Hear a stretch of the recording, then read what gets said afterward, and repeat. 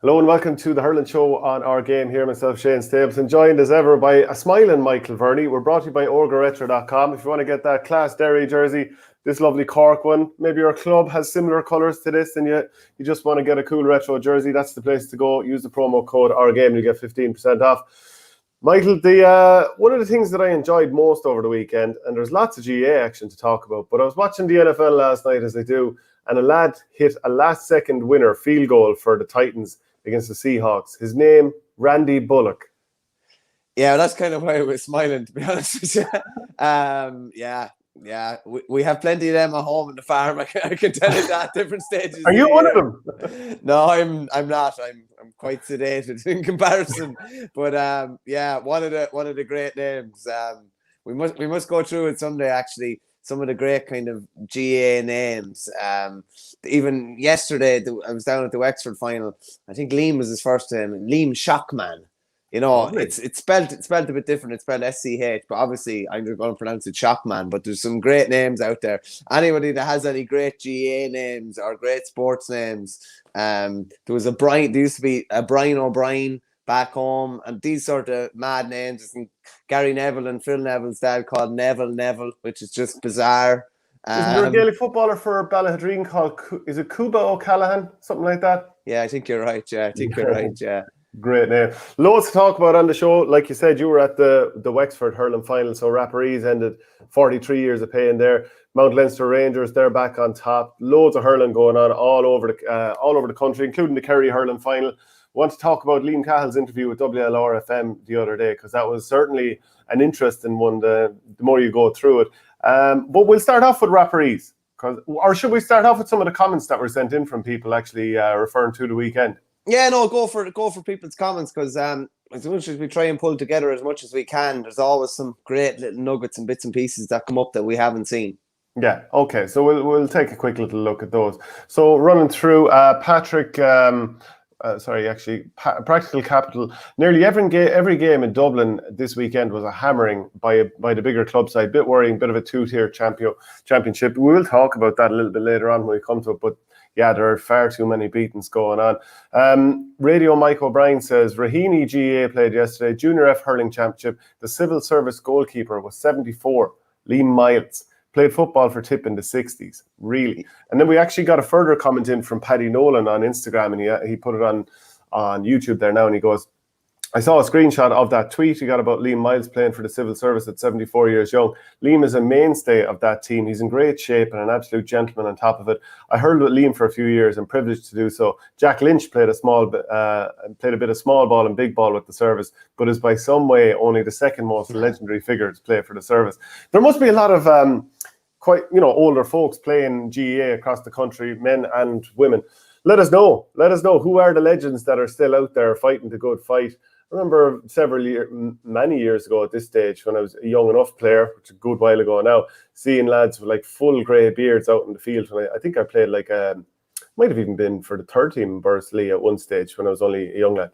But there are some great old stagers still out there fighting. You love lads and lassies hanging on as long as you can and coming back, slipping back the grades and playing a bit of junior, and like the amount of young player learns from playing alongside an experienced player like that, and the little nuggets that they'll pick up. Like very few are ready for adult hurling coming out of minor. So playing a couple of years with some of these old stagers and them teaching you a few tricks of the trade is always great.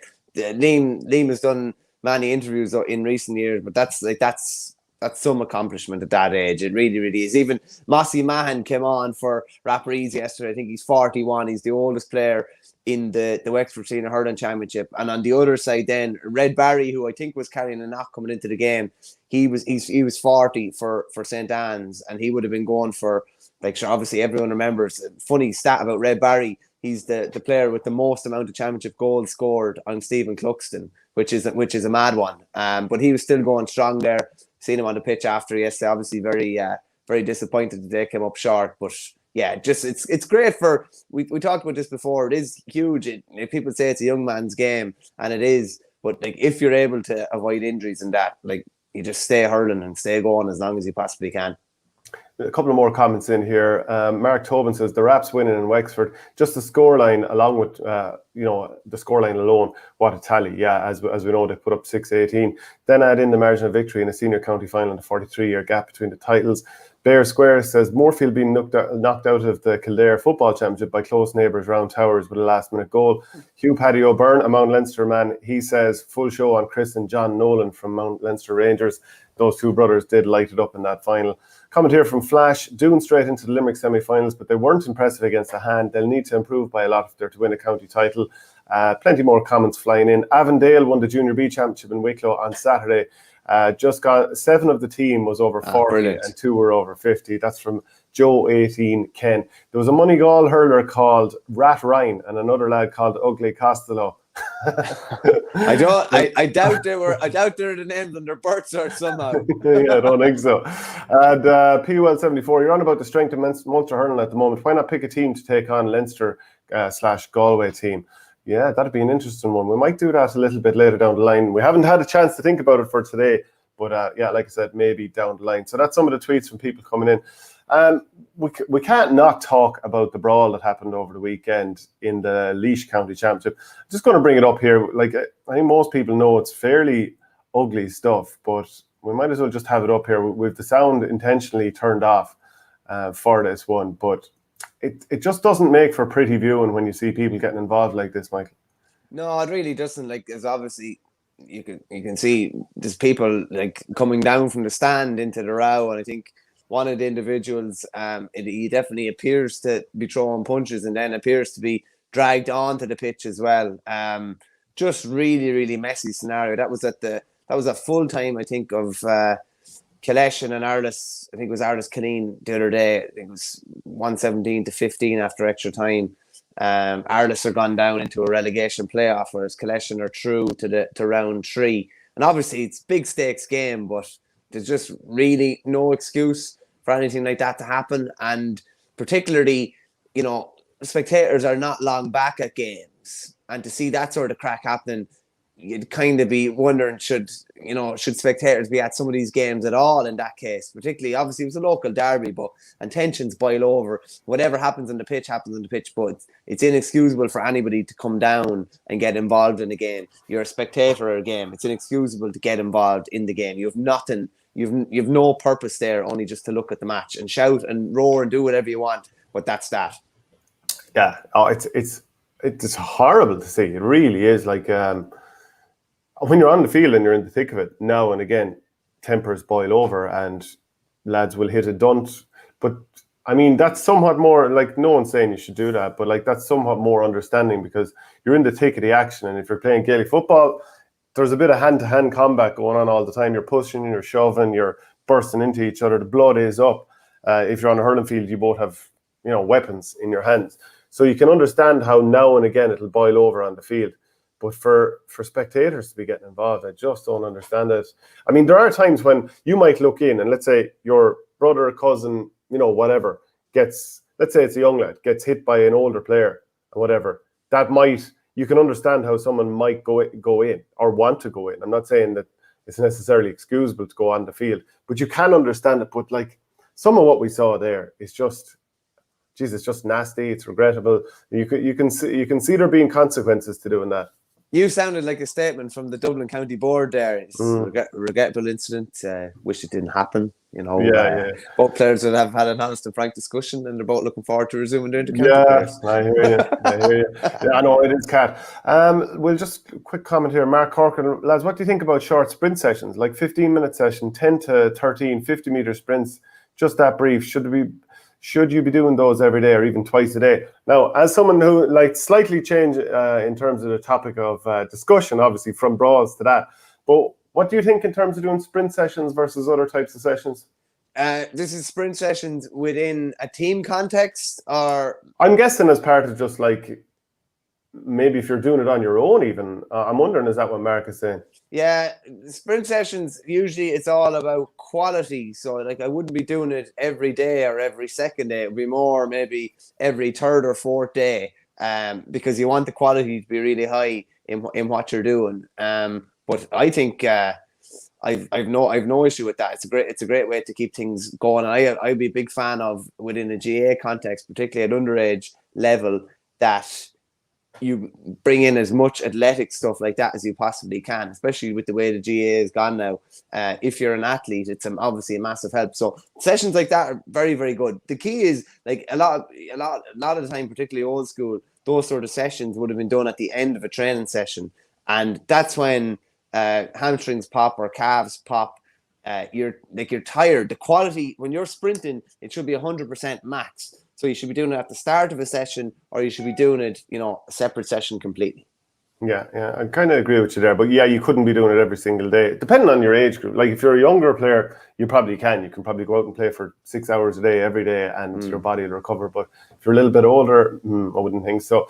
Porter, what team jersey is Michael wearing? He's wearing the Derry jersey there. As I said, orgaretro.com. Use the promo code OurGame for 15% off. Can we talk about the referees? Because you were down in Wexford Park yesterday, and you saw them beat St. Anne's. I watched it on TV, and I have to say I was a bit disappointed in St. Anne's. They started off quite well. They were getting in great ball into Liam McGovern, and every time he got it, he was being fouled.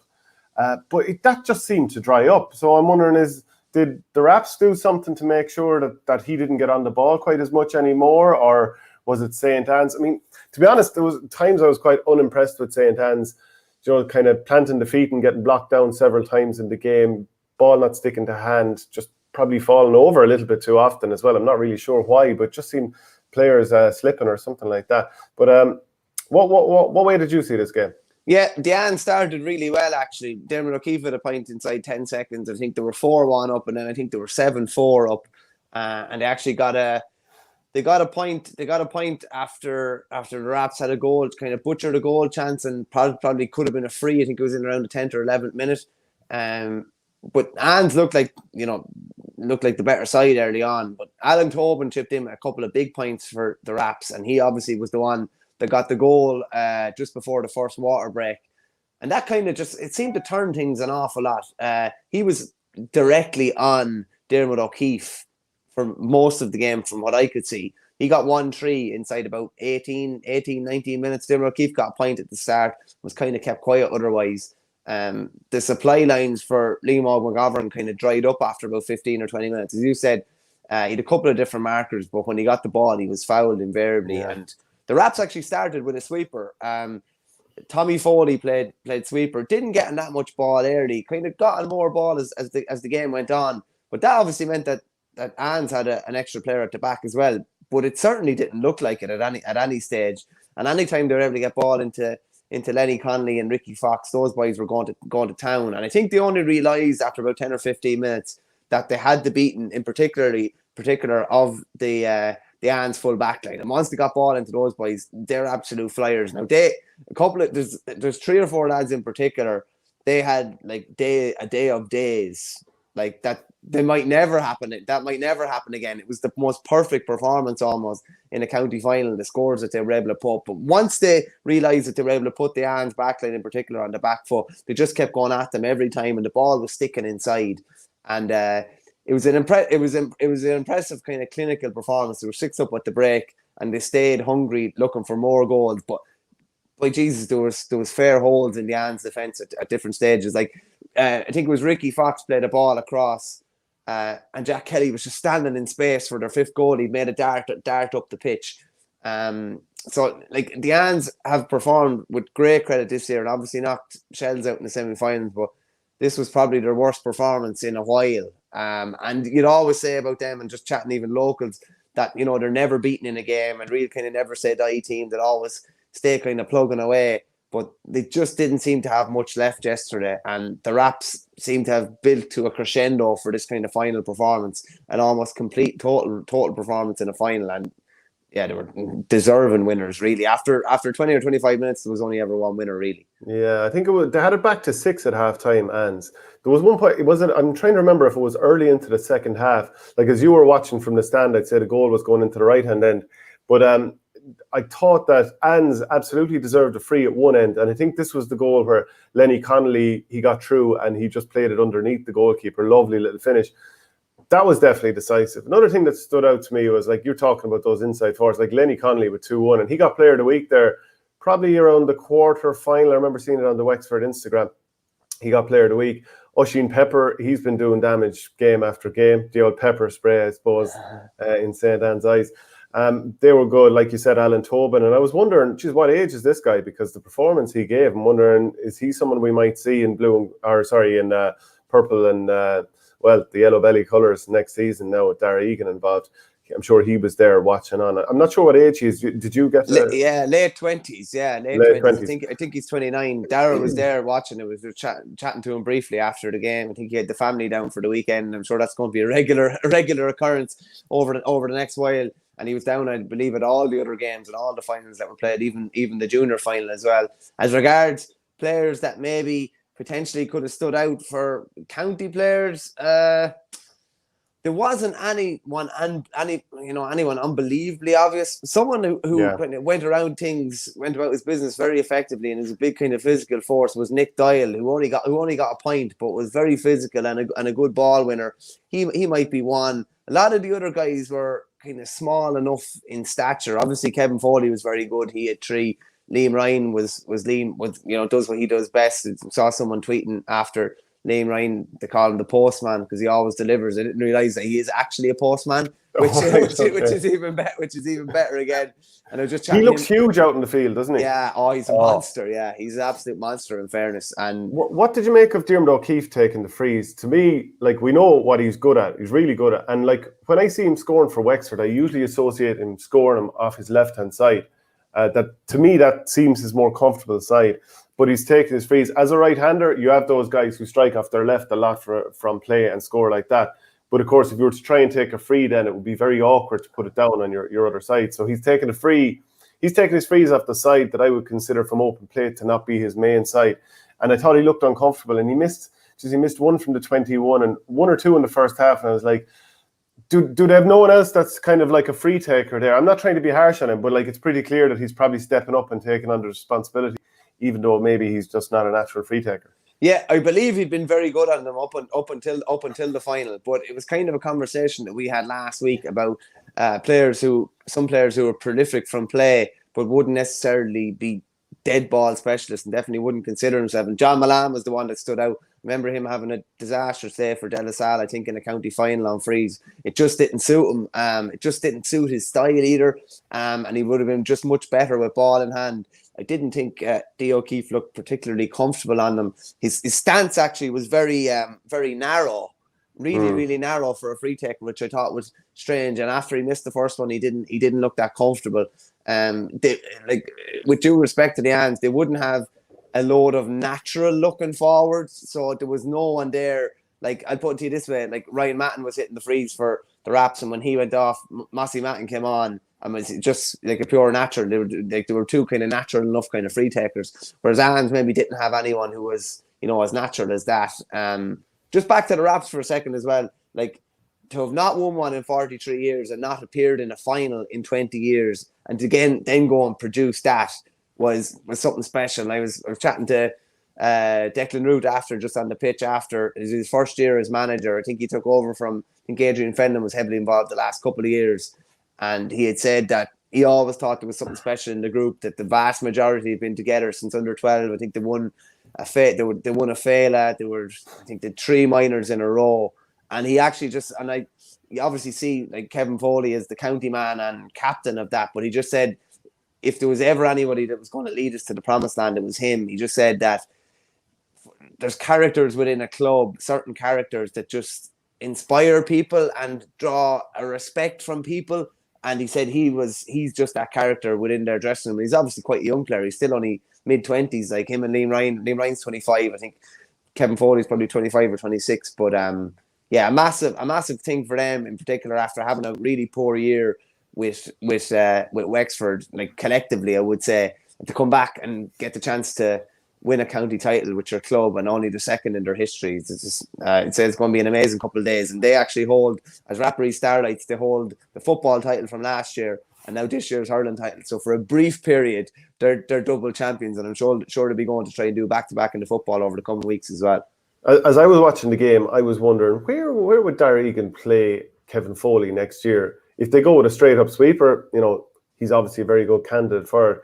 But I wonder sometimes, what would he be like wing back? You know, where he can raid forward, because that's what the wing forwards do now. I like him facing the play. So you could play him centre forward. Pretty sure that's where he played when he was under 21 for Wexford, and he'd probably be very good at that. But I just like the idea of him facing play. Do you remember one of those goals in the first half, I think it was? He was soloing up the field, and rather than just trying to throw one over from 90 yards, he had a lovely stick pass inside. Maybe Lenny Connolly took on his man and ended up finishing to the net. Or maybe there was a rebound. I can't remember exactly. It was possibly the one where the goalie ended up sitting on the ball for a second when he blocked it, and then it was a rebound was whipped to the net. But it just said, Kevin Foley, I like him a little bit further up the field, getting involved in the play. Yeah, I think as a wing back, Shane, like the way the wing backs play now, I think he could contribute, a couple of points from play, like he did as sweeper when he got a chance to, and I think he'd be able to raid forward as well. And he's well able to defend too, from what I've been able to see. So wouldn't be a bit surprised. I'd probably say wing back midfield if I was gonna put him anywhere, to be honest with you. Yeah, a couple of more comments flying in here. Sean Ryan says Clonlara scoring 3-2 in injury time to beat Whitegate by 1 point with a goal from Tots O'Connell with the last puck of the game. Robbery like that deserves at least 5 years with no bail. We will come to that later on. Shane Power, Verney was seen in Wexford with 2 of those 5-litre jugs, one in each hand, and stylishly holding a mug of grapes with his gob. Never change, Michael. Never change. Shane, I didn't have the 5-litre jugs with me yesterday. I should have been doing a few curls or something up in the press box or something. Brian White says Raps are going to have a massive disadvantage in the Leinster club with the long wait for a match. That is true. Like, for people who don't know, Wexford are playing the hurling championship first in club, and then they're going to go and do the football now. So, but it does leave them. Sure, we're not entirely, like, for example, the Dublin championship, the second group game was played over the weekend. So obviously you have a third group game, and then it's quarters, semis, and final. So we could be looking at 7 or 8, maybe a couple of months. Yeah, the Offaly finals are down for, I think it's the third weekend in November. So, like, from between now and then, Wexford will be off 2 months. But they will be, like, 12 or 13 of them will be playing football, which is great. But it's not the same code, so it's going to be difficult. It's going to be difficult for them.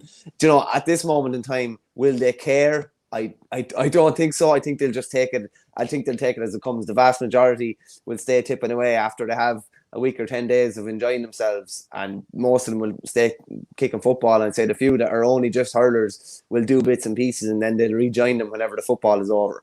Yeah, Brian White says Robbie Flynn had to take frees for Aaron's Own this week, and he struggled. There are a lot of county players that are back, and they are being thrown in at the deep end with the frees. And if you haven't done it all year, and I mean, it's probably for the likes of Robbie O'Flynn. So he played county going all the way back to the start of this season, whenever we could resume training. The end of last year was playing county also. So if he took them for the club last year, which I don't know if he did or not, we're talking about last summer. So it's the guts of a year since he probably would have been even practicing them. Yeah, he wouldn't have been taking them for the club down, in recent years as well. Wouldn't have been. Is it Owen Murphy? Owen Hero Murphy would have always been hitting the frees, I think, for Aaron's Own. I would always associate Robbie O'Flynn with striking on the run on his right, and him being more comfortable with the ball in hand as well. There's a few of them, if you go back through them, we talked about it last week as well. It can be an awkward position to be put in. Sometimes it's no harm having that 15-stone lad on your club team that's a good, stocky, sturdy free taker. Maybe he's not going to contribute too much from play, but he'd take all the dead ball onus away from you. He will, of course. As I said, brought to you by ogreretro.com. Please do subscribe to the channel, no matter where you're watching it, Twitter, YouTube, whatever. Especially on YouTube, bottom right-hand corner, hit that subscribe button. It does help the channel grow, so we'd appreciate that. If you want to get the audio podcast, the only place to do it is patreon.com/OurGame. Again, great way to support the channel as we try and build it up there the whole time. Michael Verney's got a bit black on us there at the moment. Hopefully he'll come right there in a second. Big win over the weekend, Michael, for Mount Leinster Rangers, retaining the Carlow title. Not sure if Michael, he might drop on and drop off there. Hopefully his picture comes right in a second.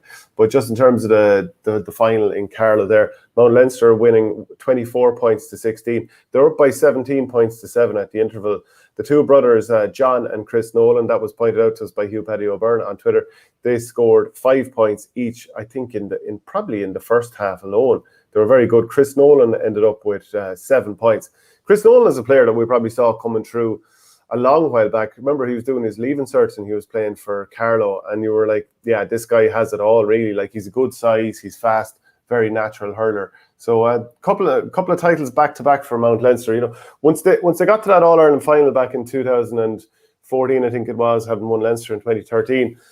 You kind of wondered, will they be able to quickly turn it around? Because some of the players were maybe getting a little bit older, and there's probably a little bit of a turnover there. I'm sure someone from Mount Leinster will message in there, but they back winning back to back, they're obviously not going anywhere.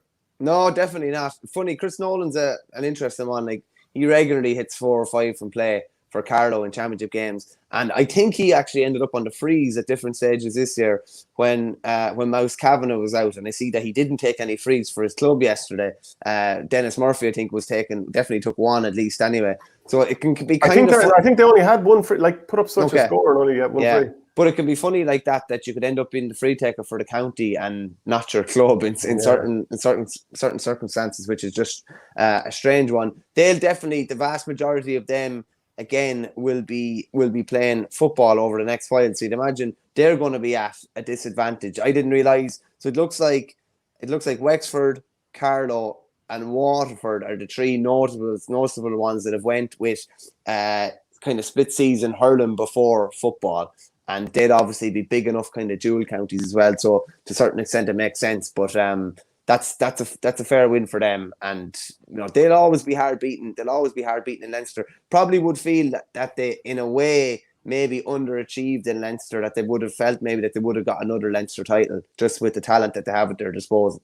And because they have that history of performing in there and doing, like, they're not going to go into it as an unknown. So if you were to talk about Rapparees, who won't play probably for a couple of months now, first county title in 43 years, so obviously nobody there.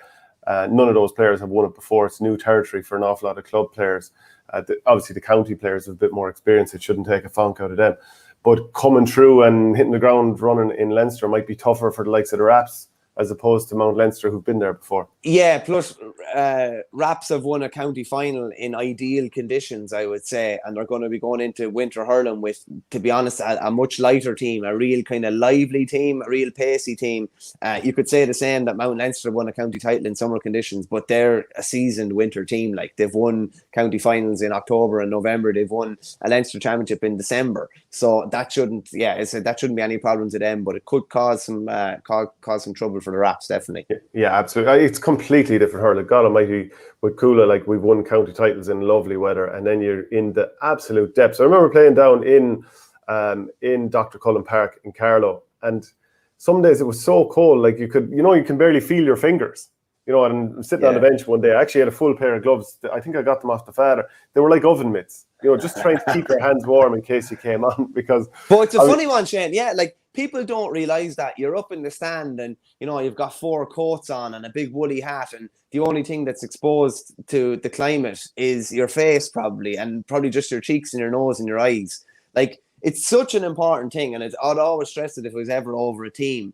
Like, you have to have your hands so warm. You nearly have to go through that horrible 5 minutes of your hands warming up and you think they're going to fall off, and then all of a sudden this bliss when you can actually feel your hands again, and it wouldn't matter if anyone hit you with a hurl rat like that you'd just be perfect, ready to go. I remember Niall Claffey with Burr, he'd go in and do the builder's trick before any game in the winter. He'd just have his hands under cold water for a couple of minutes, and, you know, after a minute or two you'd be fine and ready to go. But like, goalkeepers, I've seen goalkeepers on cold days with bits of heat pads, trying to warm up their hands. Like, it's grand saying, like, you're up in the stand and a ball comes in and the keeper doesn't catch it, maybe just because, you know, there's a degree of cold or there's something there. You have to do whatever you have to do to get right, and conditions definitely make it a bit more difficult at this time of the year. Just, like, you have to be warm. I remember hurling the game in school many moons ago. It was teeming rain, and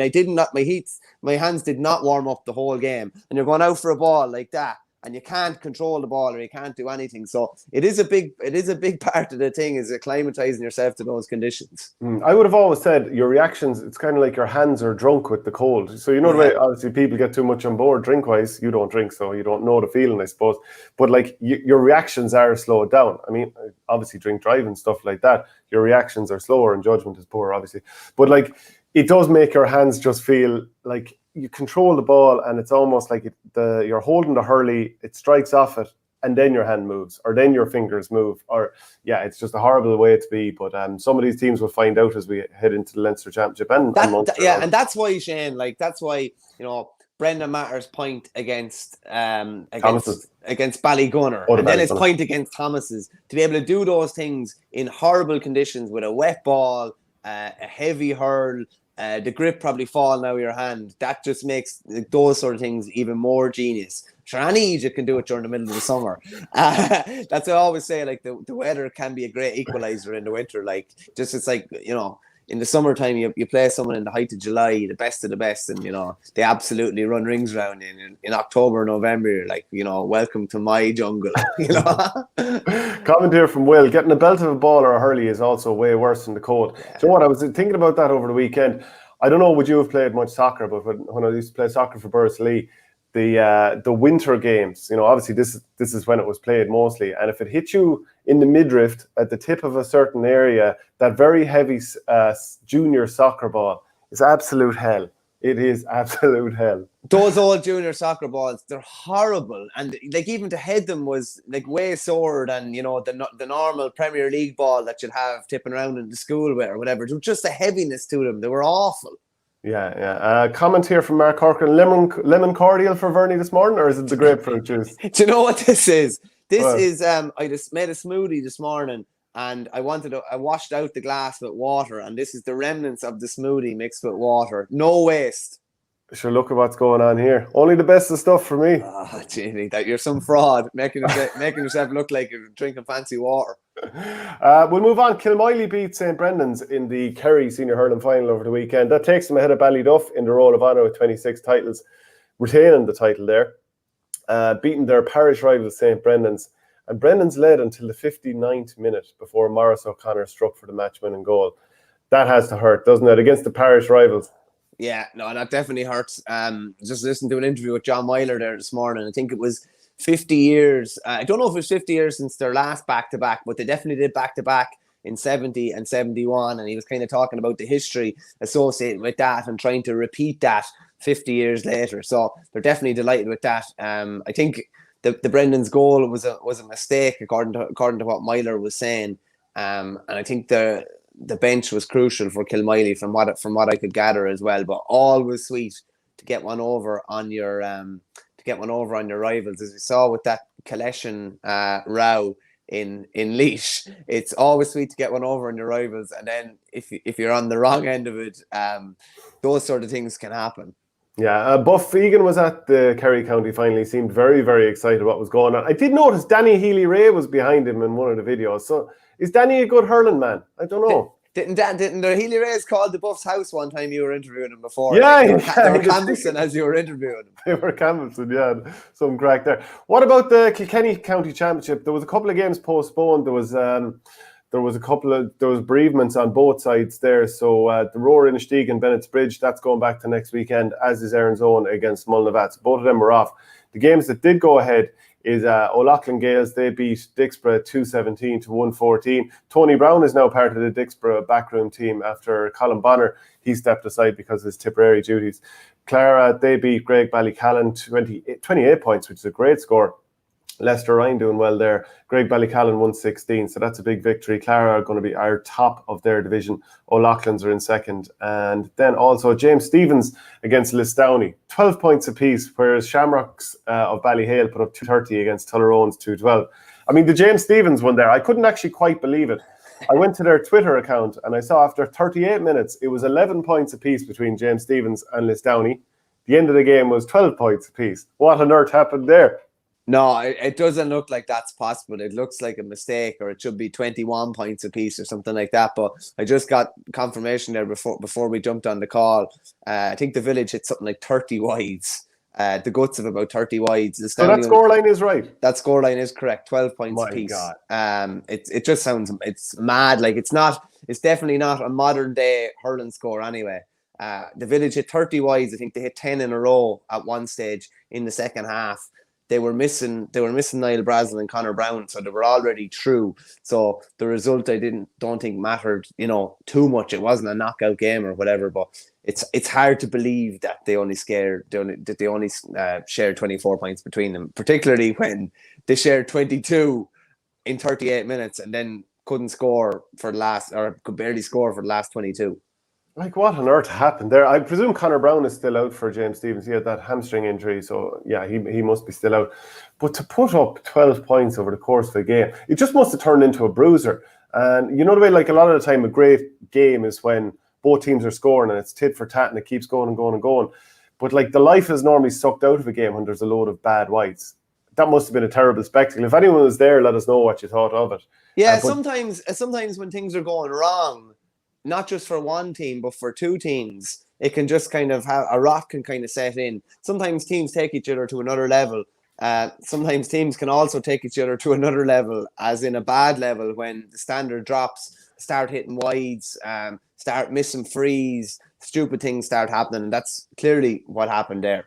Yeah, Shamrocks are back in form though, 230. They'd lost their first couple of games. Now, we know what the situation in the Kilkenny Championship, that in the league, you can still find a way back into it, and Shamrocks have done this before, so it's probably no big deal to them. In Group B, you have James Stephens top of that. They have 5 points from 3 games. Bennett's Bridge, they're through because of the Ballyhale result. Tullaroan then are next on 3 points. Shamrocks there on 2 points. So, but Adrian Mullen, I think he got injured, didn't he, before the game? Yeah, he seems to have a hand injury. He was out, and his brothers Darren and Paddy were out as well. So very impressive performance to clock up 230, and it was 220 to 7 points to Shamrocks at half time, having played with a big breeze, but I believe they were very ruthless. They left a couple of scores behind, but like 220 and a half is serious, especially when you're missing those players that we said there. I believe Tullaroan were trying to work the ball out of defence a lot, work it shorter, and they were just getting turned over an awful lot. But it kind of reminds me maybe a bit of Limerick producing that really strong first half against Cork in the league, having been poor up until that point. And you'd imagine that this would be a bit of a turning point for them.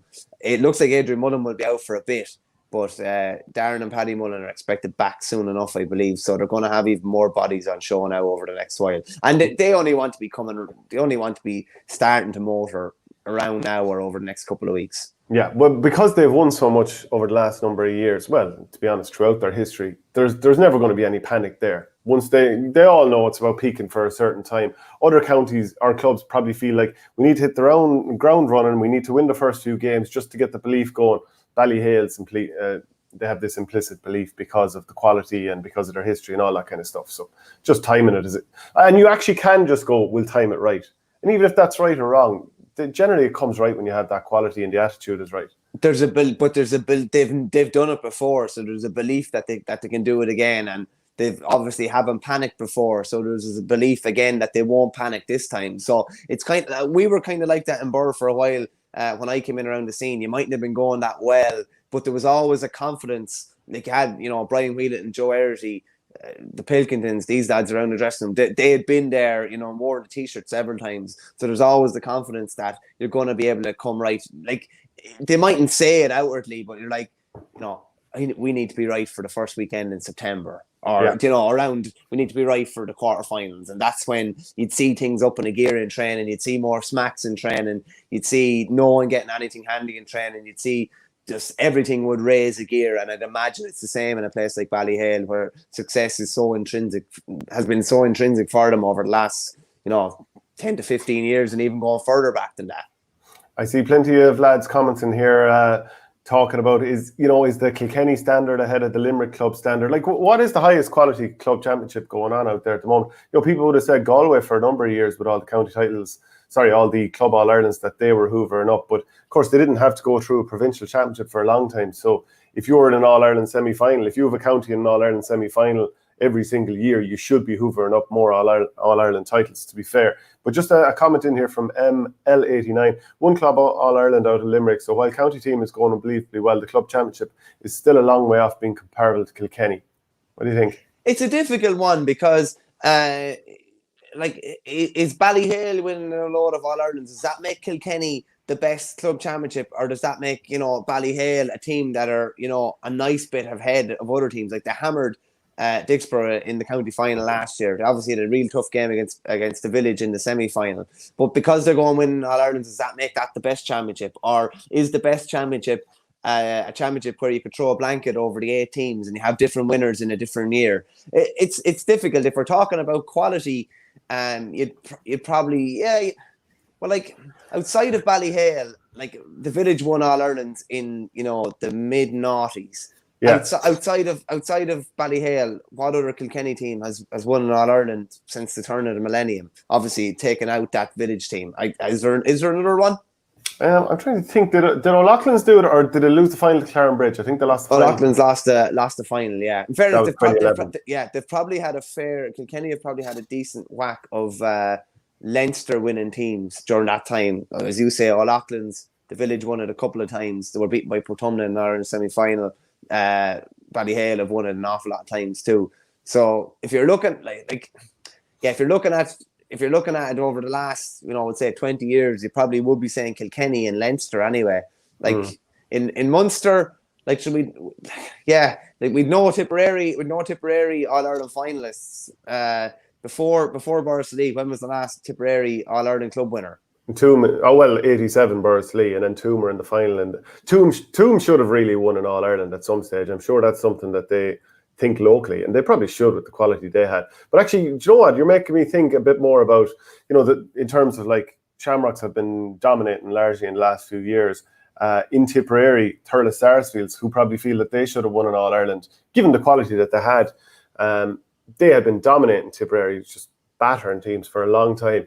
But the last 4 years in a row, there have been different winners in Tipperary, which is probably a good thing. If you were to ask me who will win the Tipperary Championship this year, I couldn't really tell you. The final group games will be on this weekend, and I think the game that probably jumps out ahead of the rest because it's a winner takes all will be Nina against Borris-Lee.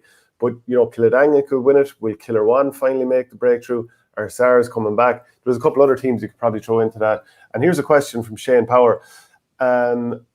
Shane and Michael, interesting question for you to debate. Are Ballygunner the most underachieving hurling club team of all time? Definitely should have won an All-Ireland by now. But I would put Thurles probably in a similar enough bracket in terms of unbelievable, outstanding talent. There probably should have been a club All-Ireland in there, shouldn't there? Thurles' big opportunity was when Kilcormac beat them in that semi-final. Kilcormac were rare and underdogs going in that day. Ballygunner, Ballygunner probably would have. Their chance was probably when Borris-Lee beat them in that Munster final, I would say, because they were red hot favourites going into that game, and they left a few games against Na Piarsaigh. They had brilliant battles with Ballyhale, with Na Piarsaigh, and once or twice you were like, geez, they have this game now, and then they didn't. Yeah, I think did they beat Ballyhale? Did Ballyhale beat them after extra time one day in an epic? I think after extra time. Yeah.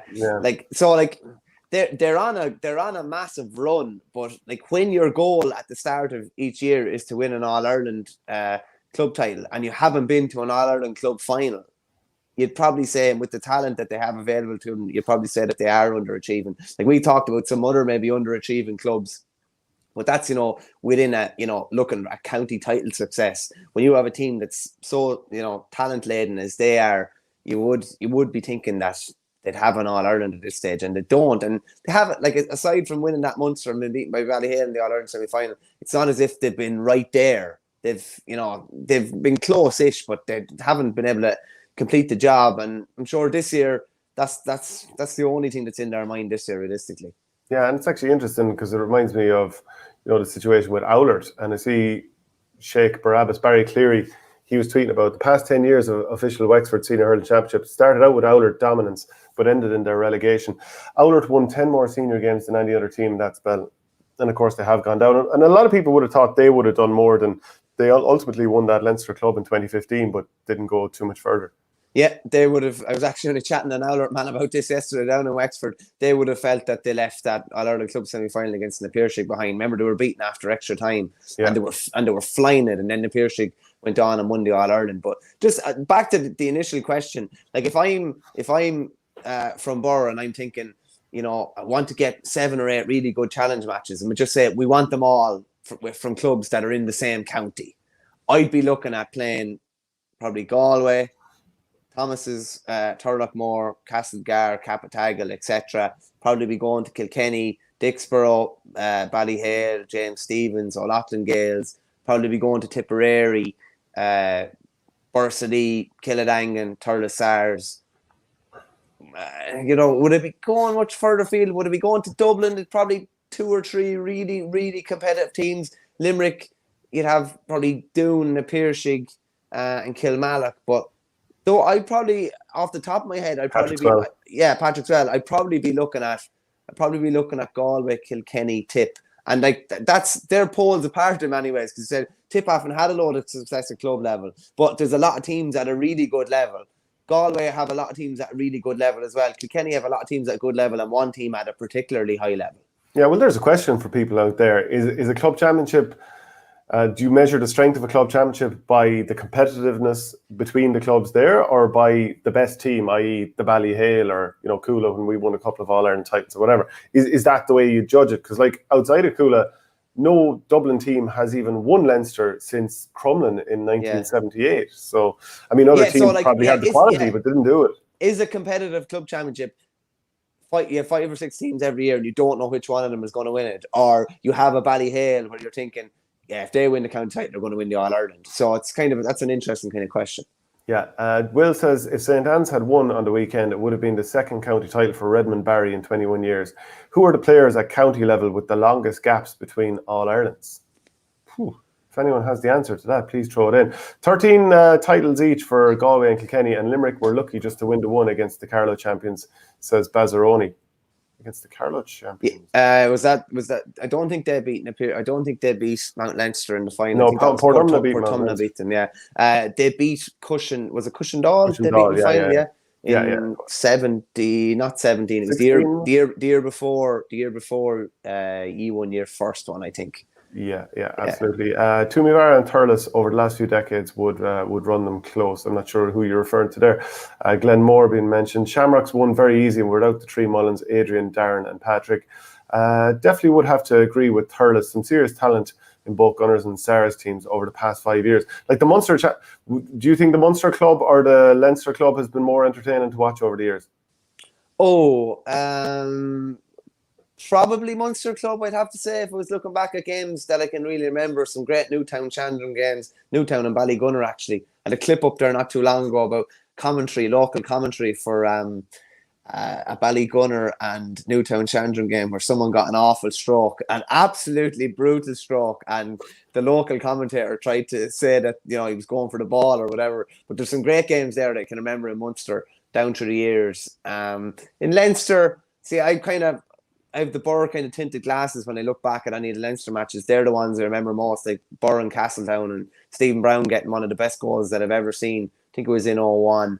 There's not that many other really memorable Leinster Championship matches that stand out to me, though. Not off the top of my head. Yeah, a lot of times the All-Ireland semi-finals are unbelievable. Obviously, to mention the Ulster Championship too, there's been some great games up there. Shane Power says, also lads, would you change the club championship structure after the county finals? Instead of having Munster teams against each other, hold an open draw with all 4 provinces involved. I would like to see it structured. We're denied so many brilliant games that wouldn't you love to see more of these Munster teams against more of these Leinster teams, and obviously the Ulster and the Galway teams having to come through against all the different areas too. I think it's a bit of a wasted opportunity, but you don't want to get rid of the Munster and Leinster, but it does feel like a missed opportunity. I have an idea. What was that farce that was proposed earlier on the year? All the super clubs within Europe basically making their own Champions League. Imagine Ballyhale and Bursalee and we'll just say Thomas's and Patrick's Well and a few more and a Piercig just went and created this rogue thing and didn't play in their county championship anymore. Who'd look after the insurance? Yeah, exactly. That might be your biggest stumbling block. Do you know what? We are going to do a club power rankings sooner rather than later. Oh, that's going to be an absolute mess. It's going to be mayhem. But we're going to let a couple of more teams let it get whittled down a little bit more because it would be a nightmare. We'll probably go with a top 10 or something like that, will we? Top 10, I think, would be good, yeah. And cause absolute mayhem, will we? Yeah, and I think it would be interesting to see, We'll do it in a couple of weeks, and interesting to see how it changes then over time. Because essentially, within that top 10, we're predicting who are going to win the county championships, and we will probably be proven right in some instances, and no doubt we will be proven wrong in others. Yeah, and then there will be situations whereby referees are already into the Leinster Club Championship, but we might be ranking some team who's still at the semi-final stage of their county championship ahead of them. So we just don't know. Flash says, surely you do the power rankings after the county titles are won. I'd say we might even do it beforehand. We haven't kind of settled on that for sure, but even let us know at the moment. Is it Ballyhale number one? I see someone here saying they'd love to see Ballyhale against the Piershig. That's Niall Heffernan. That is a game I would have loved to have seen over the last few years. Just hasn't happened as of yet. What other glorious ties would you like to see?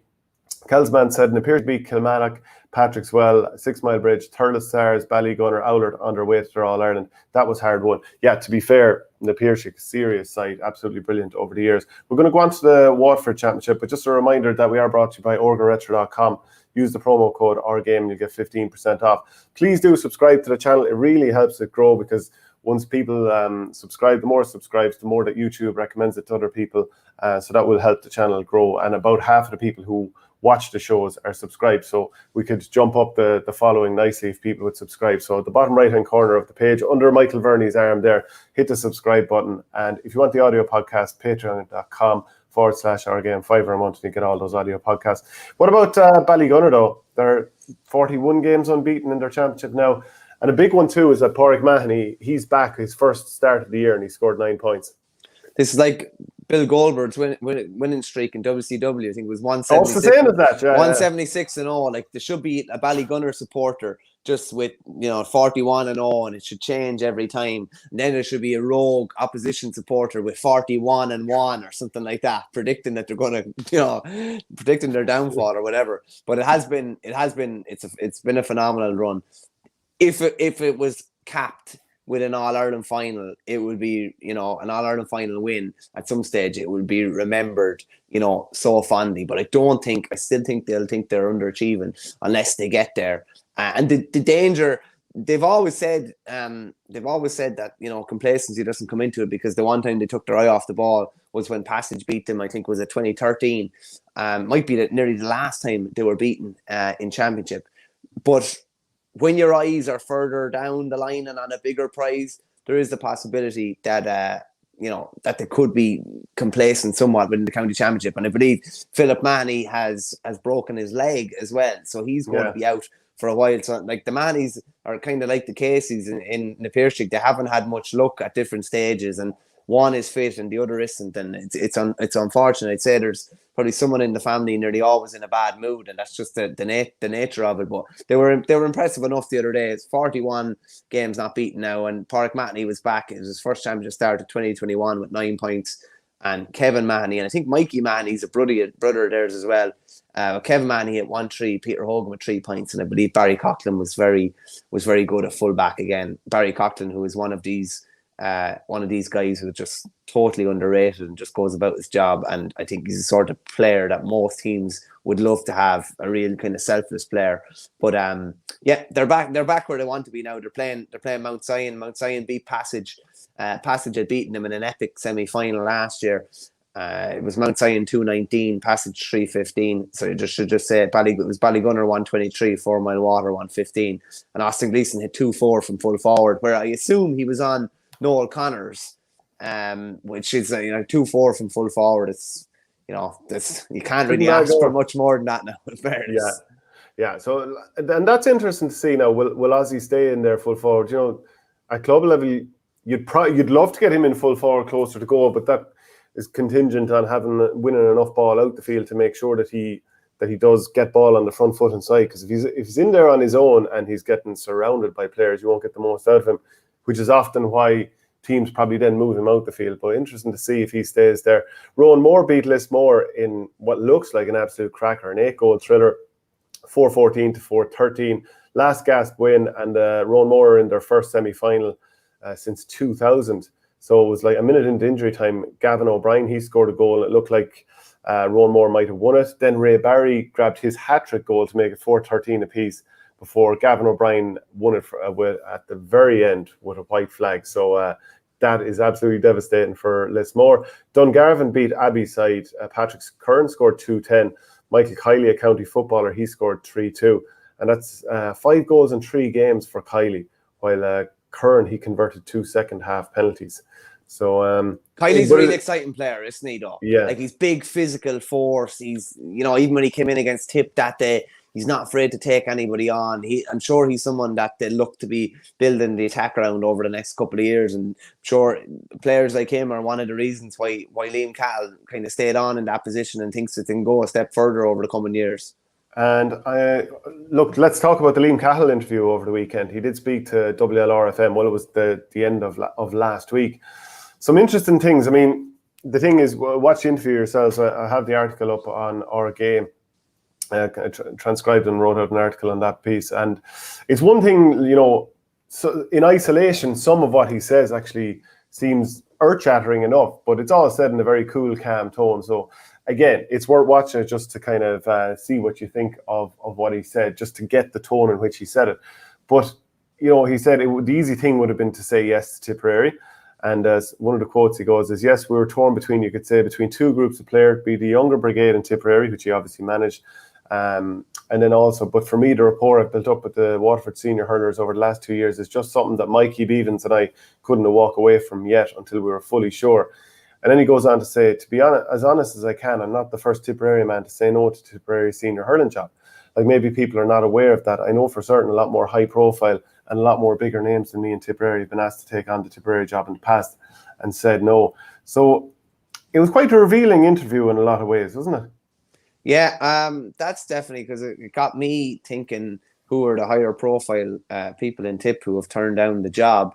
So like, it's definitely, I've noticed that with Liam's interviews before, as you said in a very kind of cool, calm, collected manner. But when you do transcribe a lot of the stuff, you look at the quotes and they're like, yeah, that's fairly thought-provoking stuff, and that is kind of thought-provoking there as well. Obviously saying that he was stuck between 2 different groups of players, the younger brigade in Tip and the current crew that he has in Waterford. And he just interesting. It's just Liam is never one to shy away from it or shirk away from what needs to be said. I don't think you'll hear him say no comment ever, or no, I don't want to talk about that. He'll always give a comment, and yeah, it's definitely worth a listen. It's definitely worth a listen for anyone. And I'm sure, as I said, the likes of Mikey Kiley and these guys are some of the players, young players, that he will be expecting even more of next year, and even further afield if he stays on for longer than that. Yeah, it certainly was an interesting interview, and he said that whatever conversations went on between him and the county board will remain private, but it just seemed to be a case of he just stuck with the players that have committed to him so much in the last couple of years. But I mean, it is hard to get away from the fact that you weigh up the 2 sets of players, and the management team has decided to stay with Waterford. So if you're from Tipperary, which guess who is, you are kind of thinking, is it a case of evaluating those players and just thinking that Waterford are in a better stage, or that they have better players, or whatever it might be? It really is.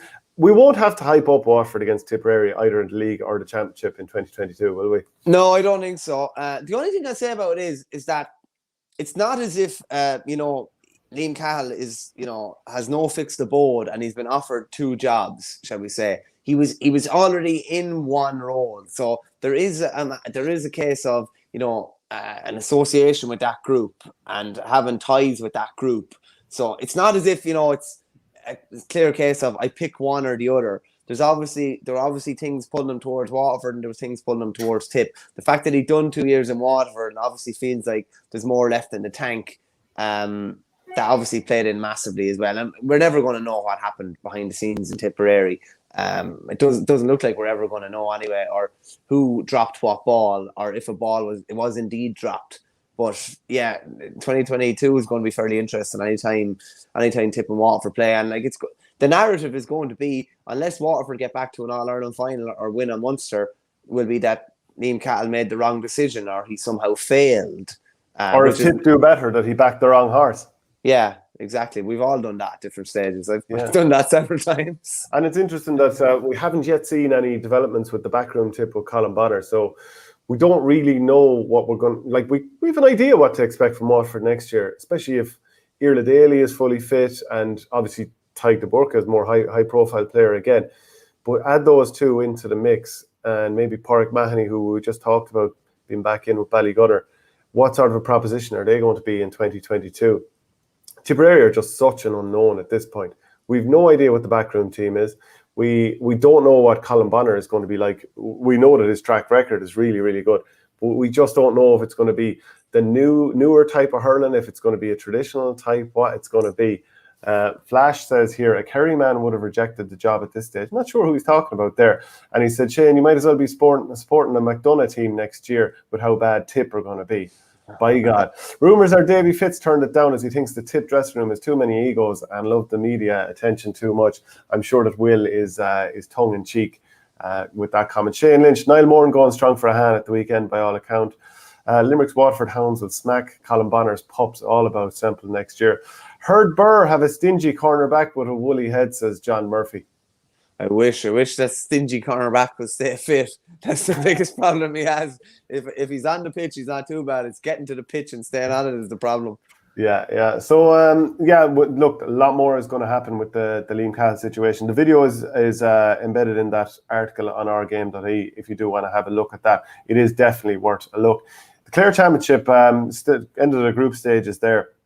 And 6 Mile Bridge, they're on course for 3 in a row, beating Scariff by 216 to 117. But if you look at that Scariff team who came up from intermediate, they have a couple of seriously talented young forwards. Mark Rogers, he scored 8 points in this game, 3 were frees. Patrick Crotty, he scored 6. Seems like a really good young player coming up. 3 different markers before half-time, which kind of tells you how much difficulty he was giving Davy Fitz's club there. But Scariff, they're neither in relegation nor after qualifying through. They'll be in the Senior B Championship, but they've avoided the relegation playoff. Whereas I think it's Clare Castle there, they'll head up in the relegation playoff direction. Wolf Tones, they'll qualify from the group as well. But geez, that's a fair forward line for Scariff that they've got coming. Yeah, fair forward line coming for the future. Yeah, in fairness, like we saw what Mark Rogers did the last day with that kick point and the massive tally that he put up. He's definitely someone that you'd imagine is going to make a mark. At senior level for Clare over the coming years, and has made a bit of a mark already. So yeah, the Bridge are definitely still the team to beat, but Scariff definitely looking like a team that are coming. Just in some of the other games there, O'Callaghan's Mills, like it's a fair kind of fall from grace for them. They were in the county final last year.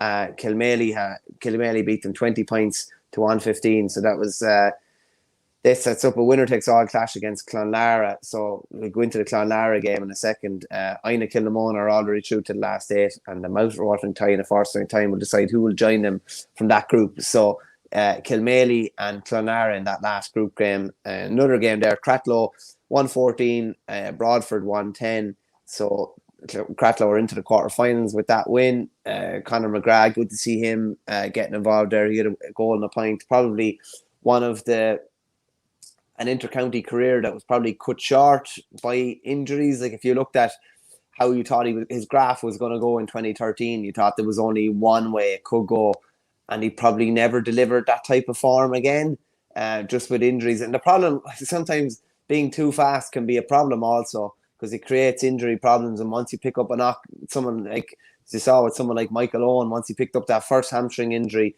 found it hard to shake off and was probably maybe never the same again. So good to see him flying at club level. Dermot Ryan and Podge Collins all chipped in, and Sean Collins, who'd be better renowned as a footballer, all chipped in with 2 points each, and Colin McInerney, who would have played with both squads, got a point. When you look down through the Cratloe team, you're kind of thinking that maybe they've underachieved somewhat as well. They were obviously in that brilliant Leinster final or Munster final many moons ago. They go to extra time against Kilmallock. I think the year Kilmallock got to an All-Ireland club final. Massive being a score. dual team, I'd say, hurt them. It is tough, yeah. Like they're playing hurling 1 week, football the other. That's one of the things a lot of the Rapparees lads would have said, and the Shelmaliers lads would have said it last year as well, that they got as in a dual club, they got to focus solely on one code, just hurling ball all day, every day, and then you go back and you kick the football whenever the football comes around. Whereas if you're mixing between the two, the demands, like to me, I think football is an awful lot more physically demanding game than hurling. It's a different type of game as well. You're almost like there's so much more physical contact, I would say, in football now. And when you're jumping from that football, a big football championship match, back into hurling, your body is sore and you're moving. It's difficult. So that's probably one of the many reasons why Cratloe have struggled a bit. But there's no doubt in the class they have anyway. Yeah, Peter clearly clarifies from earlier that the Michael Cahill we were talking about, we kind of mentioned that he was the young lad who played for the Waterford Hurlers during the year. I saw another article saying he was a county footballer, so it seems it is a different Michael Cahill than had been mentioned. Okay. There's a lot of Mikey Kiley's. Then you have the Mikey Kiley that was involved with the Limerick S&C as well. Yeah. Maybe Mikey Kiley, if he's delivering this at club level, maybe the other Mikey Kiley might be someone that could be looked at. You wouldn't know. Yeah, this is the thing. A couple of heroes in the Clare Championship over the weekend. For Newmarket and Fergus, who beat Clooney Quinn, Colin Ryan, who everyone will remember being the highest scorer in a championship to not get an All-Star in 2013. I think he scored 2 goals in extra time. So, I was reading one of the articles online, and let's see, he scored a couple of goals. He scored one of them in the 6th minute of injury time, and they ended up with a 4-point win over Clooney Quinn and top spot in the group. And Tots O'Connell, a huge comeback for Clonlara against Whitegate. Obviously, Brendan Bugler, your club manager, he was playing for Whitegate in this game. Whitegate were up by 7 points with 4 minutes to go. Tots O'Connell got goals in the 34th and the 35th minute of the second half, one of which deflected off the leg of Brendan Bugler. And that must have been very painful for Whitegate. I'd say our lads will be getting a few extra sprints on Wednesday night or whenever we go back training as a result of that. But having produced a massive result to beat O'Callaghan Mills the last day, and then to be 7-up, and you're thinking, I presume they would have been through to knockout stages if they'd won that game, and now all of a sudden they're not, is an absolute sickener. Just a quick one on Colin Ryan. We played Flannans in the 2005 All-Ireland Colleges semi-final, and I managed somehow to get hooked twice out by the sideline on 2 separate occasions, and the ball went out for sideline balls, and Colin Ryan took over both of them, and we were beaten by 2 points. So that's my Colin Ryan story. Are you older than Bugler? Asks Will. No, I don't think so. Probably about 6 or 9 months younger, I'd say. Is it that close? Yeah. I'd say it's not. I'd say. Yeah, Bugler's only 36. No, I'm a bit younger again. I'm 30. I'm 35 next month. You're only a pup, sure. Only a pup. Come here. The Mayo released a statement there today, and some of it was about the abuse or whatever. But let's see. So, I'll just read out part of the statement here. Constructive criticism forms part of the narrative of our games. However, unfortunately, over the last few days, there's been a number of personal attacks on both players and team management that are completely unnecessary and unacceptable to all involved with Mayo GA. This is obviously on the back of losing to Tyrone. It is only 1 week since the game. It's important for all involved to take some much-needed downtime, spending time with their family and friends. The officers of the board will, in the coming weeks, meet with the management team to review the season gone and plan ahead. We understand how much hope and expectation there was for the match last weekend and realise that everyone is extremely disappointed. However, it's important that we support each other throughout Mayo GA. We acknowledge that with so many changes to this year's panel, great progress was made during the season. This is also kind of referencing the futures of Kieran MacDonald and James Burke in the backroom team. Yeah, it's an interesting one. It's called, I think it was called an end of season position statement, which has so much business speak involved in it. It's not even funny. I'm surprised KPIs weren't mentioned or something in it. But listen, we kind of talked about it. I think it was last Monday we talked about some of the comment around certain players, particularly Aidan O'Shea and even James Horn's stance on different things on the back of that Joe Brolly piece in the Sindo. It just, to me, that's just totally uncalled for. Constructive, I've no problem with someone saying to me, Verney, why are you doing this, and this? You should do this, and this as a player or as whatever. But, it has to be said in a constructive manner, for it to mean anything to me. You can't just be, attacking people's character at different stages and saying that they're making X, Y, and Z decisions based on whatever. Do you know what I mean? It has to all be constructive. And the GA, it's an amateur organization, obviously, but we all know that, when you put yourself out there, you are going to get criticised, and I've no problem with being criticised. It's just some of it just borders the other side of the line, and when it goes the other side of the line, I do think I do think people need to be kind of called out for that somewhat, because you can't just get away with saying anything. I have to go back to a comment from Mark Corcoran just a little bit a while ago. Shane, you were saying Tip would challenge last week, and now you're saying they're an unknown entity. Fair enough. Also, then I'm going to double that up with a comment from Joe Butler, who said, if the Dicksboro style of play is an indication of the type of play that Colin Bonner will play, then it is likely to be a possession game. The possession game for Dicksboro got lost yesterday. And for anyone who missed the earlier part of the show, Bonner was part of the Dicksboro setup under Pádraig Fanning up until just before their last game when he was installed as Tipperary manager. So obviously Joe Butler is suggesting that their game plan changed a little bit and that he would be a possession type manager going into next year. Just to clarify the point that I was making there, Mark, when I say unknown, like, to be fair, there is unknowns in how the team will play, and will there be much of a departure from what Liam Sheedy has been doing for the last couple of years. And but when I say that Tip should be a challenger, I just talking about the quality of the players, that if moulded correctly, Tipperary can be a challenger. Just that we can't say for certain how they will operate. And, you know, is that a fair comment, Mike? Yeah, I think, like, you could think they're an All-Ireland challenger now, and that's 100%. But if, just say, for instance, if you see the style of play they're playing by the end of the league, and you might say, I'm not sure if Tip are realistic All-Ireland contenders because they're playing this way. Or on a counterpoint to that, you could think they're an All-Ireland contender, see how they're playing through the league when they absolutely light it up, and what they're doing is so slick, and you could say, yeah, I think Tip might win the All-Ireland this year. So it's basically, you have to work on what you like. They are unknown. We don't know what way they're going to play. Are they going to play long ball, or are they going to play possession style? What personnel are going to be in the key spots? Is he going to go with the older lads, or is he going to go with some of the younger lads? Is he going to go a blend of the two, and is he going to spring the older lads from the bench? So it is a bit on, like, I always think it's gas, like, trying to give, you know, a prediction. You know, like, how could you predict how Tip are going to go next year? You couldn't.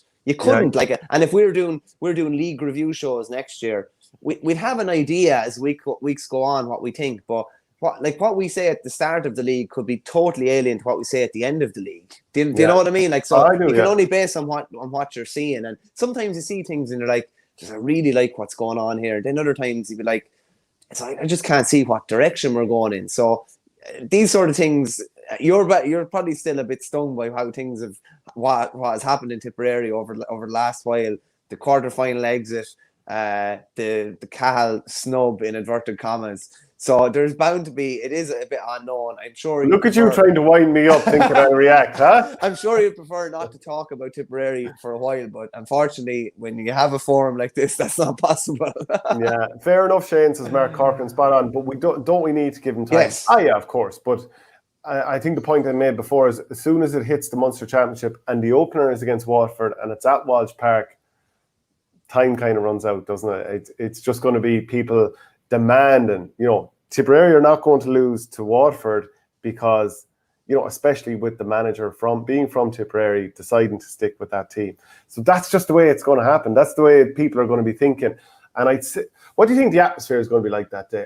I think there's going to be plenty of heavy wordage raining down onto Liam Cahill's ears. I'm not saying it should, but I think that is going to happen. Yeah, it won't bother him because Liam's got a thick skin and a thick neck, but there probably will be. There's no point in saying any different. And from a Waterford point of view, then, anything that's thrown at him from Tipperary supporters within earshot of them, they'll go back at them with both barrels because they've managed to hold on to him and they love him.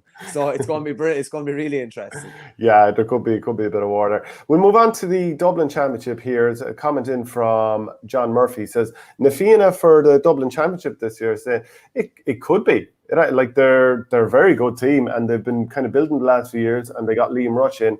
They beat Crave Kieran 224 to 115. That's a serious beat. And just to quickly run through some of the other results, Whitehall, Colmkill, that's Owen O'Donnell's club. They beat Ballantyre St. John's, Kilmacud. They were 2-2 to a point down against St. Bridget's. I saw that update on Twitter. And they ended up winning the game 128 to 2-9. So that's like 127 to 7 points for the rest of the game. And given the manner in which Crokes beat Coola the first day out, I think everyone is looking at Crokes now and thinking, will they win a first county title since 2014? Coola back on track with a heavy win over Thomas Davis. I think most people would have expected that to be a comfortable enough victory. St. Jude's conceded 5-16 to Lucan Sarsfield, so Lucan winning that game by 10 points. St. Vincent's battered Satanta.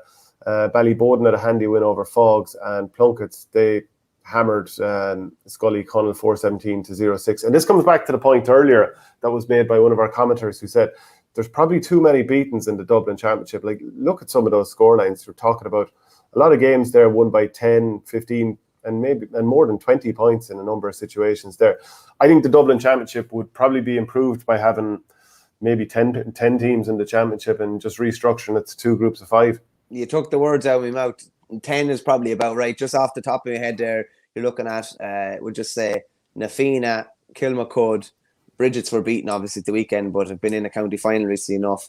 Coola, Jude's, Sarsfields, Vincent's, Bowden, and Oliver Plunkett's. Like, that's Bowden are the only one that you gave the Dublin accent to. Yeah, just because we would have played them several times. Come on, Bowden. That's all you would have heard. That's all you would have heard back. We played them in Leinster final back in the day. But that would be a really competitive championship. Like, with due respect to probably the 5 or 6 that I didn't mention, they're not going to trouble any of those big guns on a given day, really. And I think that, like, I'll put it to you this way. We went to 10 teams in Offaly this year, having been 8 the last couple of years, and it was probably a case of needs must, because the old championship was 8 teams and you played 7 group games, and it was the top 6 were still basically in it. I think 1 and 2 went to semi-finals, 3 played 6 and 4 played 5. So it was 10 weekends of hurling, and with football going on, there's probably not just time. So they brought 2 up from Senior B, and now there's 10, and on a given weekend, you're probably looking through the results and you're saying there's probably, a bogey game most weekends.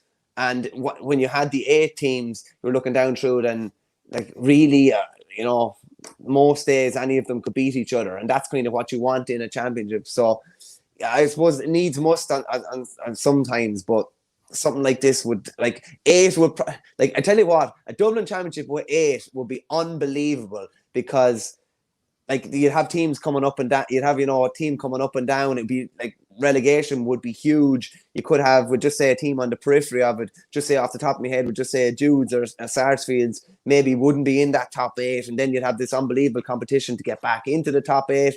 So it might be something like, so sometimes you just have to look at what you have for a period of time. You have to go historically. Like, I think we've read out Dublin results for a while now, and there's usually been hammerings most weekends, and it's generally been the same teams that we've been talking about. So it might be something that they're just going to have to look at for the benefit of club hurling in Dublin. Yeah, do you know what the problem could be too is there's always been one of the big clubs, their second team has been in and around even winning Senior B. I mean, we got to the Senior B county final last year with Coola, and you're talking about that team beating a lot of first teams from other clubs. So maybe by keeping 16 in the top, you're guaranteeing that a lot of clubs that might be beaten by second teams elsewhere, that they're staying up in the top division, and maybe it's encouragement and it's exposure to that level. So there's probably a few reasons. And also, will the turkeys vote for Christmas? Will the clubs accept it being changed around from 16? So that's the other thing too. So I don't want to be too harsh on those clubs, because a lot of those clubs have some very good players, but trying to compete with some of the other clubs who have a huge amount of players coming through or playing at underage level, there's clubs there that have a couple of hundred teams between different codes, and maybe in some cases between boys and girls. But, like, other clubs don't have that, and then it is really, really hard to compete.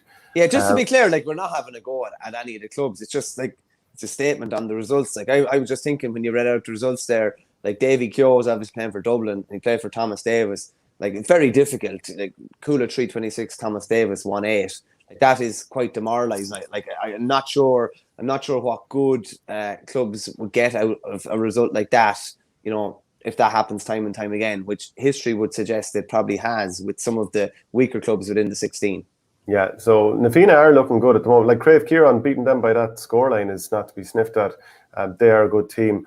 Will says, I'm a Nafina man. Our senior hurlers have improved a lot over the last few years. They definitely have. How did Rush end up in Nafina? Well, St. Pat's of Palmerstown, they weren't able to fulfill some of their fixtures last year. So I think that kind of sped up the fact that he ended up having to move club, and presume he kind of lives in that neck of the woods. I'm not entirely sure, but he must live somewhat close to that area or has links there. But either way, that's where he is now. Also, one of St. Pat's Palmerstown, one of their best players, same name as myself, Shane Stapleton, he's down playing for Dixborough in Kilkenny. So if you had those sort of players, I mean, in a lot of cases in Dublin clubs, they're bringing players in from the country because, someone like myself has moved up from the country and you end up joining the club. It's funny then, the likes of saying Pats, that they're losing players or they've lost a player to a country club, but sometimes that's just the way it happens.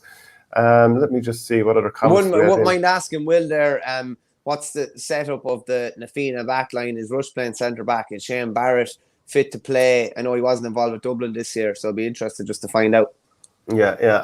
And Wilson, he actually does add in that Thomas Davis is a massive catchment area, loads of kids at the nursery every weekend, but not resources. But that just may take some time too. I know that Kula was like a huge focus put into the academies maybe somewhere between 15 and 20 years ago, and that began to kind of pay dividends after a while. Will we jump on to the Limerick Hurling Championship? We can indeed, yeah. That big derby match that we talked about last week, Adair beat Kildimo Pallaskenry 121-119. So they're into the quarterfinals now. I believe it was very close nearly the whole way. They were level on 7 occasions. And last time they were level was when it was 13 points apiece. And then Declan Hannon, obviously, who we'd know as Limerick's kind of centre back, but probably their quarterback as well. He got a goal in the 36th minute, and that kind of propelled Adair towards the finish line. So that's a big win for them. One of the other games there, Doon beat Ahan 218-116, and it was kind of just with a big finish. They were kind of it looked like they were under pressure throughout. And Niall Moore, I think, as one of the viewers said, I think he had 4 points. Great to see him still going strong. It must be at least 5 or 6 years since he finished up with Limerick, and he's still going strong. And clubs need lads like that.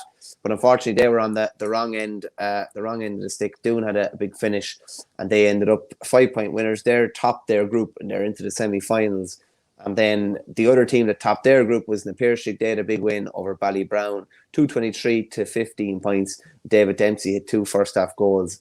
They seem to be motoring fairly well, especially in the absence of Mike and Peter Casey. Mike might be back at some stage, you'd imagine, but Peter obviously definitely won't be. And one of the other games there was Gary Spillane, 221, South Liberties, 123. So you definitely would have to say that Napier Street are doing what they do at the moment, and despite of anyone they're missing, they're still probably fairly hot favourites to be winning Limerick again. Yeah, and just then to run through the Cork Championship, because there was plenty of games there over the weekend. There were 4 group games in the Premier Senior Hurling Championship. Douglas, they're through to the knockout stages. They beat Newtown Chandram 23 points to 15. Shane Kingston scored 14 points. Glen Rovers. Shane, do you know Shane Kingston was the highest scorer from play in the championship this year? Was he, yeah? Yeah, he ended up, I think it was 4-9 he ended up with. He's the highest tally from play of anyone in this year's championship, which I thought was interesting, considering he didn't start the All-Ireland semi-final, which is mad, you know? Yeah, absolutely. Glen Rovers, they're through as well. They had a 117-13 points win over Bishopstown. Patrick Horgan hit 1-9, so they'd obviously lost to Douglas the first day out, as we'd spoken about previously. Middleton, they're on the brink of qualification. They won 226-14 points against Napier-Shig. Luke O'Farrell hit 2-4. I think everyone would remember him. Robbie O'Flynn, he inspired Aaron's own. We talked about him hitting the freeze. They had a dramatic 310-116 win over the Bars. They trailed 110-4 points at halftime, but turned it around. And Ben Cunningham scored the goal that helped put the Bars in the driving seat. But obviously, it was turned around. O'Flynn hit 3 goals, which is some going there. And Blackrock, the county champions, they're back in contention after a 220-18-point win over Charleville. Alan Connolly and Tyg Deasy helped turn the game around from them. So keep the comments coming in. Will says actually of Nafina, Rush is at 6, O'D is at 5, Ryan at 7, and Donald Burke at 11. So they have a nice little team there. By the way, who's the GOAT of the week? Do you know who I'm going to give it to? I'm going to give it to the umpire in the Lisdowney against James Stevens game for the amount of times he had to do this. His arms were falling off. That's left field now. I'm impressed. That is left field now. I'm very impressed with that. Just Robbie O'Flynn would have to be in the conversation with... for the actual on-the-field GOATs, I'd say Robbie O'Flynn wouldn't be too far off now. Or as they call him down in Cork, Robbie Flynn. There's no O in Cork. Yeah, so a bit like down in Kerry, Shawnee Shea and stuff like that. You leave out the O, maybe throw a Y in there instead. Yeah. Shawnee Shea, Darren Sullivan. There's no O. Yeah. Forget about the O. Yeah, that's about the height of it. So we've nearly all said, have we? Yeah. I think we must look at the what was the best 15? Was it best 15 to beat Limerick outside of was it Leinster teams or picking from Leinster personnel to beat Limerick? Is that what one of our club or one of our viewers had earlier? And then the club power rankings are going to have to come very, very soon, I think, over the next while. We might need them another 2 or 3. Yeah, something like that. And go to the week is Verney's Derry jersey, says Flash. That's tasty, isn't it? It's very like the Lochiel jersey, I think. Obviously, All Ireland club champions there 7 or 8, or was it 9 years ago now? I think it's an absolute peach. The only problem is with it is with the Irish weather, is that if you wore it out training, it could be hard to get it clean. That's the only thing. But I'd be saving this for off the field activity. Yeah. Along with a pair of jeans, going off doing a bit of line dancing like you probably did as a teenager. So that's it. If you want to get that jersey or this Cork jersey or any of the other ones, go to orderretro.com, use the promo code OurGame. If you want the audio podcast, please go to patreon.com/OurGame, $5 a month there. And please do subscribe to the channel, especially on YouTube there. There's want to try and get it up to 10,000 as soon as possible. It's not too far away. Costs nothing to do it, nothing at all. So please do subscribe there. Michael Verney, thanks very much. We'll get you again. Cheers, Shane.